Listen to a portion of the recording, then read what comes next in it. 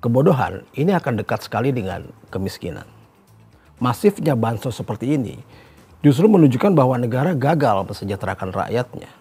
Kemiskinan sengaja dipelihara agar penguasa bisa tampil sebagai pahlawannya. Apalagi kalau pemerintahan hanya menjadi alat bagi para oligarki.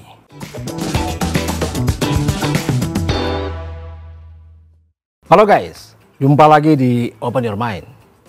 Nah, kalau kita bicara soal demokrasi, maka tentu kita sangat lekat dengan frase ini, bahwa kedaulatan ada di tangan rakyat. Kalimat inilah yang selalu digunakan dan diucapkan oleh keluarga Pak Jokowi ketika mengkonfirmasi semua masalah. Ya, kita serahkan pada rakyat, kita kembalikan pada rakyat, dan biarkan rakyat yang memilih. Semuanya yang memilih itu rakyat, yang menentukan itu rakyat, yang mencoblos itu juga rakyat. Selalu seperti ini. Dan seolah dengan menggunakan frase ini, kita menjadi orang yang sangat pro dengan demokrasi. Nah, sekali kita lihat apakah frase ini yang berhubungan dengan konteks pemilu kita kali ini bisa dikonotasikan sebagai hal yang baik atau hal yang benar. Frase ini akan menjadi baik, akan menjadi benar jika premisnya atau jika prosesnya berjalan dengan baik juga. Seseorang akan bisa menentukan pilihannya dengan baik jika dalam dua kondisi. Yang pertama adalah ketika dia dalam kondisi bebas, lepas dari tekanan, bebas dari ancaman, arahan, intimidasi ataupun bentuk apapun yang bertujuan untuk mengarahkan atau membuat dia tidak mengalami kebebasan dalam menentukan pilihan. Dan yang kedua, ini akan berjalan baik kalau rakyat, pemilih, ini juga punya intelektualitas yang cukup, punya pemahaman yang baik, serta punya pengertian yang cukup tentang bagaimana mengambil keputusan politik yang baik. Orang-orang yang cerdas, orang-orang yang intelektual, ini akan bertanya bagaimana rekam jejaknya, bagaimana konsepnya, bagaimana gagasannya. Mereka akan menjadikan ini sebagai pijakan untuk membuat sebuah pilihan, apalagi yang berhubungan dengan kepemimpinan sebuah negara. Nah, pertanyaannya, apakah dua kondisi ini ada di dalam masyarakat kita dalam pemilu kali ini? Kita tentu bisa mempertanyakan apakah keputusan yang diambil oleh bagian besar masyarakat kita ini adalah keputusan yang memang benar didasarkan kepada dua hal ini. Karena seharusnya keputusan politik harus diambil berdasarkan pemahaman yang benar, bukan berdasarkan popularitas atau hal-hal yang dipahami yang diinginkan oleh mayoritas. Inilah yang menjadi kekhawatiran kita saat ini. Kenapa masyarakat kita saat ini kok cenderung kurang mau untuk melihat rekam jejak dan melihat segala hal-hal yang berhubungan dengan substansi? Karena entah mengapa ya, apakah ini memang sudah kondisi yang direncanakan atau memang menjadi karakter masyarakat kita saat ini. Nah, kalau kita lihat tabel IQ negara-negara di dunia, maka Indonesia ini berada di area daerah negara-negara terbelakang dengan 78 poin saja. Bahkan dengan negara tetangga kita terdekat, Singapura, kita tertinggal jauh. Di sana sudah 100 lebih. Nah, bagaimana mungkin dengan 25 tahun reformasi, dengan begitu seringnya bergonta-ganti Menteri Pendidikan, bahkan mungkin sekitar 6 kali, tapi masih sangat minim literasi. Tapi masih kita lihat bahwa masyarakat kita jauh dari apa yang kita harapkan untuk bisa membangun sebuah masyarakat yang edukatif dan aware terhadap pendidikan. Saya justru curiga bahwa hal ini memang sengaja dipelihara. Karena satu hal yang menurut saya sangat berkaitan adalah bahwa kebodohan ini akan dekat sekali dengan kemiskinan. Biasanya orang-orang yang miskin ini akan dekat dengan dua hal. Satu, kebodohan, dan kedua adalah kejahatan. Banyak sekali orang yang terpaksa melakukan kejahatan karena miskin. Banyak sekali orang yang bodoh karena tidak bisa mengakses pendidikan.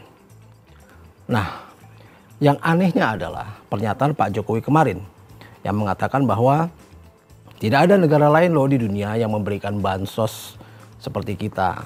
Fungsinya negara membantu kalau ada kenaikan harga beras. Kalau di negara kan nggak ada yang namanya bantuan pangan beras seperti yang kita miliki. Kenapa ini kok jadi hal yang membanggakan? Kalau menurut saya, masifnya bansos seperti ini justru menunjukkan bahwa negara gagal mensejahterakan rakyatnya. Dari tahun 2003 sampai pemilu ini 560,36 triliun hanya untuk bansos. Yang bahkan dana ini melebihi dana yang dibutuhkan oleh IKN sebenarnya.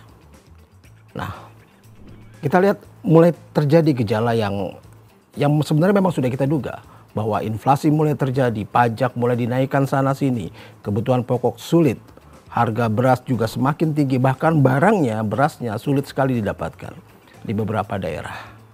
Nah, kita bisa lihat bahwa bansos ini sangat tidak tepat sasaran. Saya jadi ingat juga dulu ketika Pak SBY pertama kali mengadakan program BLT, Pak Jokowi jelas menolak. Katanya ini akan cenderung tidak tepat sasaran. Bahkan ini akan merusak mental masyarakat kita menjadi masyarakat yang tidak mandiri. Tapi anehnya, kenapa sekarang justru Pak Jokowi menjadi petugas bansos yang setiap hari memberikan bansos kepada masyarakat kita ke sana sini. Inilah yang harusnya kita pertanyakan. Apakah memang bansos diberikan untuk rakyat atau memang digunakan sebagai lahan untuk lumbung suara? Begitu juga dengan kemiskinan. Apakah memang pemerintah berniat untuk mengangkat harkat dan martabat rakyatnya, mengangkat kemiskinan dari masyarakat kita, atau memang sengaja dipelihara sebagai lahan untuk lumbung suara? Kemiskinan sengaja dipelihara agar penguasa bisa tampil sebagai pahlawannya. Dan satu hal lagi yang menurut saya sangat menyedihkan adalah ketika kita melihat anak muda itu apatis, bahkan tidak peduli kepada dunia politik. Mereka ini dicekoki bahwa politik itu jahat, bahwa sudah adalah orang-orang tua yang mengurusi politik. Politik ini jauh dengan dunia anak muda. Nah, begini, kalau anak-anak muda tidak peduli pada politik, maka percayalah, mereka, anak-anak muda ini, dan mungkin nanti juga anak-anak keturunannya, ini pasti akan menderita. Karena sumber daya alam akan terus digali dengan begitu rakusnya, sementara uangnya tidak akan masuk ke negara. Semua hal yang berhubungan dengan potensi alam dan sebagainya, ini hanya akan menjadi bahan bancakan bagi mereka semata. Proyek-proyek mercusuar yang menurut saya sia-sia, dan sejatinya ini hanya akan menjadi bahan bagi-bagi kue saja bagi kalangan mereka.